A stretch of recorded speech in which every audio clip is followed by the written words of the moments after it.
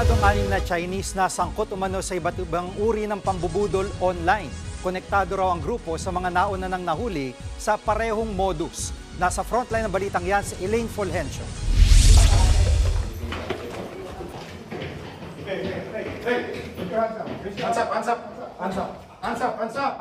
Huli sa akto na nambubudol online ng ilang Chinese ng salakay ng NBI Cybercrime Division ang isang villa sa Angeles City, Pampanga. Sangkot umano ang mga Chinese sa catfishing scam. Ito yung pambubudol kung saan gumagamit ng peking identity ang mga manloloko. Sangkot din umano sila sa mga credit card scam, cryptocurrency scam at peking investment scam. Ayon sa NBI, konektado ito sa mga nauna nang inoperate ng otoridad gaya ng Scam Hub sa Kawit, Cavite. Ang bagong grupo na nahuli daw ay nasa Money Laundering Department. Massive fraudulent activity globally yung kanilang engagement. Ang victims dito, both locals and internationals.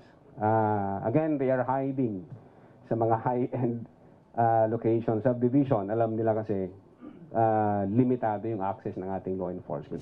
Inaresto ang 6 na Chinese. Sinutugis naman ang umano'y boss nila na may outstanding warrant of arrest para sa reklamong qualified trafficking. Na-recover sa mga sospek ang mga computer, cellphone, mga script na pambudol at mga SIM card na ginagamit umano para sa text scam. Sinampahan na ng reklamong paglabag sa Cybercrime Prevention Act at Anti-Financial Account Scamming Act ang mga inarestong Chinese. Sasailalim naman sa digital forensic examination sa mga kinumpiskang computer at cellphones. Nagbabalita mula sa Frontline, Elaine Fulgencio, News 5. Mga kapatid, Jiggy Manikad po, iba na ang may alam at may pakialam sa panahon ngayon. Para sa konkreto, kumpleto at komprehensibong balitaan sa Frontline, mag-follow at mag-subscribe sa social media pages ng News 5.